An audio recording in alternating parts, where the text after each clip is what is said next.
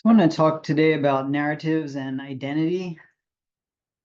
The purpose of this lecture is to think about the following things: how narratives structure identity, how identity influences our understanding of narratives, why certain narratives are emotionally compelling to us based on our identities, and then how politicians, media, advertisement, and artists use emotionally compelling narratives to manipulate us. So we can start with what is identity, what makes up our identity. Uh, so oftentimes, if asked what our identity is, we'd say things like, these are my values, these are some experiences I've had. You might say things of like class, race, gender, your appearance, your community, your family, your job, your religion, what interests you have, what activities you have, your goals and desires for life, things you like, things you dislike, etc. But we also tend to think about our identity in terms of narratives. So narratives structure identity. We identify ourselves through the narratives that we have lived out. So some people will say things like, I got my life together and succeeded, or the narratives rather that we are currently living out. So I'm studying English at Kutztown University right now, or the things we would like to live out. I'm going to be a whatever when I grow up.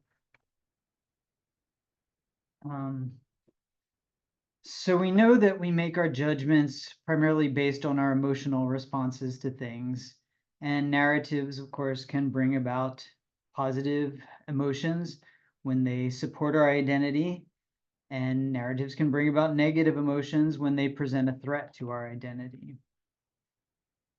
So thinking about the way we look at other people's narratives and judge them, we identify other people positively or negatively by the narratives we perceive them living out. So we might say something like, she sits around all day drinking beer and watching TV. And most people would say like, that's not a great life narrative.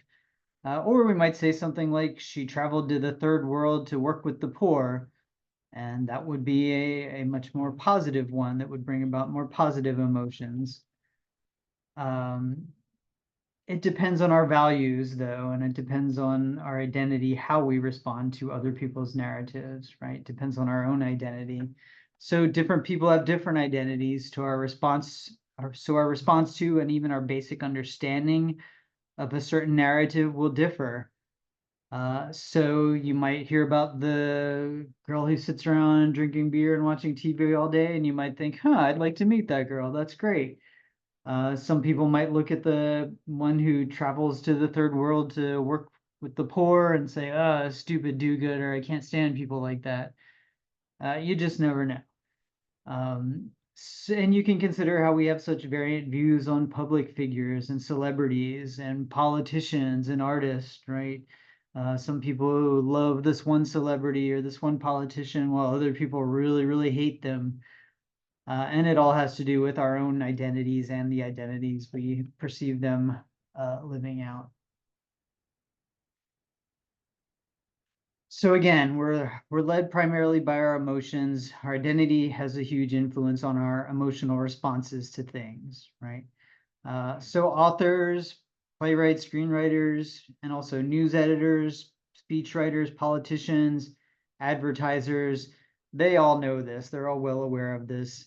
And they often use narratives to evoke an emotional response, often by playing to common values or the values of those who they're trying to reach. And that's why we often see the same kinds of narratives over and over again. So think about movies, for example. How many times have we seen the underdog succeeds movie, right? The Rocky movies, um, Dodgeball over and over again. Forbidden love stories, Romeo and Juliet, Tristan and Isolde, on and on. End of the world, post-apocalypse, those kinds of things. Every horror movie, there's a killer on the loose. the perfect crime movies, right? The Ocean's movies, for example. So we see these over and over again. And the reason we see these over and over again is they're always appealing to our identity, right? Or most people's identity. Uh, Most people like an underdog succeed story because most of us are underdogs, right? Most of us aren't, don't have some huge, amazing skill at something. And so we like to see underdogs succeed. We identify with the underdogs. Forbidden love, we all value love, right? We want to see love succeed. We see love narratives all the time. So when it's forbidden, that's kind of a threat to our identity, a threat to something we value, right? We all need love. We all want love. We've needed it since birth to survive. The end of the world, the post-apocalypse, playing on fears, every horror movie, right? The killer on the loose, playing on fear. The perfect crime, I think, is, we all like the idea of being able to get away with something. Especially the perfect crime stories are usually underdog stories as well. So we see these same stories over and over again because they consistently appeal to most people's identities.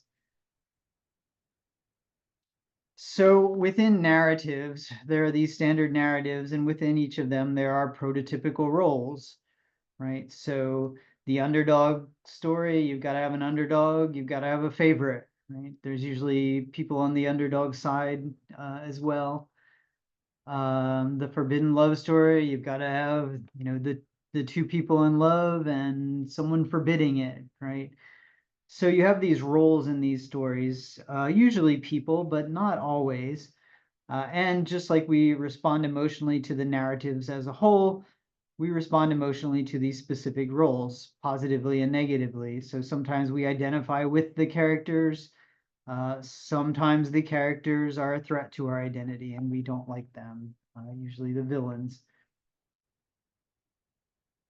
So I want to talk a little about a specific type of narrative called a rescue narrative. And this is one that we see frequently in movies and in books in some form or another.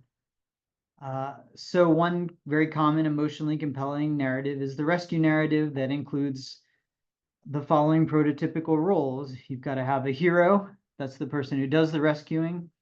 You've got to have a victim, you've got to have someone who needs rescuing, and you've got to have some kind of villain, a person or thing that the victim needs rescued from. Oftentimes there's someone who helps the hero, but you've got to at least have those first three. So of course we could think of a ton of examples of movies, especially and books that follow this rescue narrative and have these roles.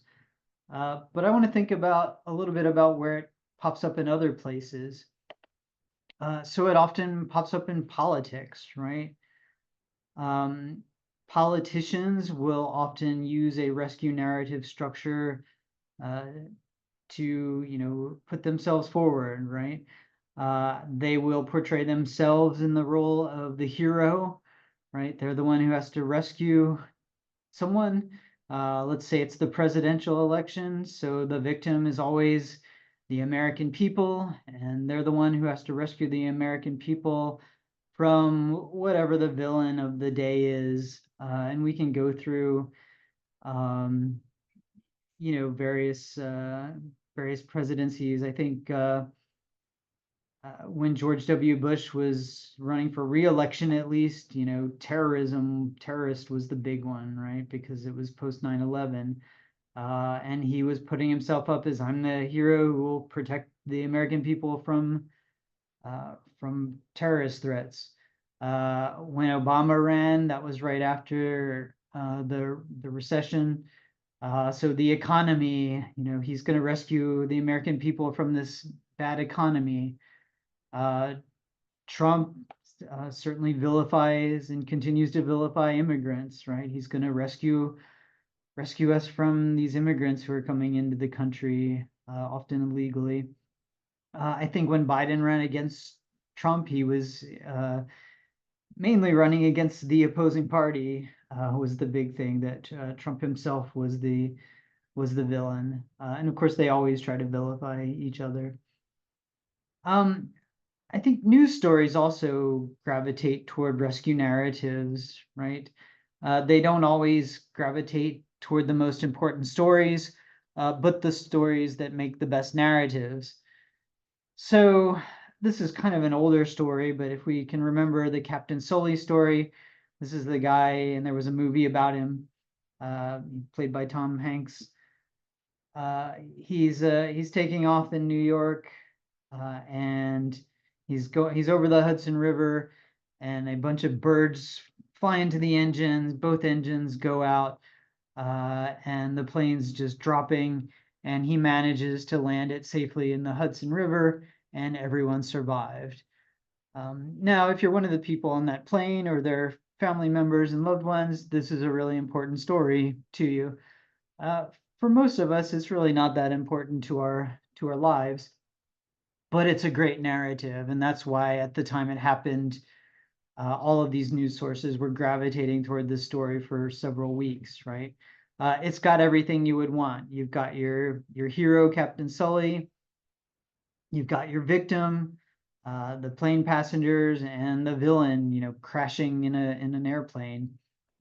So one thing that you'll notice in all of these is that you identify with the potential victim here, right? You're the American people who needs protected from, a bad economy, terrorism, immigrants, whatever. A lot of us fly on airplanes, right? And we're putting our lives in the hands of these pilots. So we identify as the plane passengers, right? And so we admire Sully for, not letting people crash. But the reason these work so well, I think, is because fear is such a powerful motivator, right? We fear crashing in the plane, so we really like Sully. We fear, whatever the thing of the day is, politically, and so we want the politician to rescue us from it. This also comes up in advertising a good deal. So you'll notice what advertisements do, and a lot of advertisements, you watch them and you don't really think of them as rescue narratives, but they follow this basic structure. And what they will do is try to make you identify with the victim in a rescue narrative, and they'll put their product or their company in the role of the hero who will rescue you. So, you don't want to have, dandruff.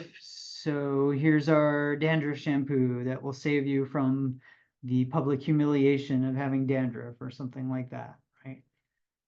So basically it's negative fear, right? I'm afraid, I don't want to have dandruff or whatever.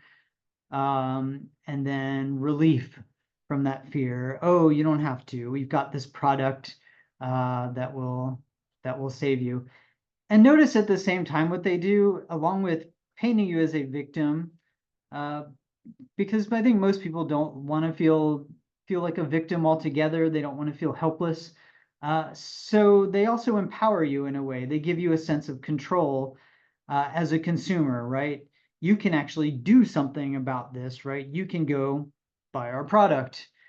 And this, gives you a sense of confidence and empowerment. Oh, I don't have to, live with, whatever. I can go buy this product and it will fix things for me.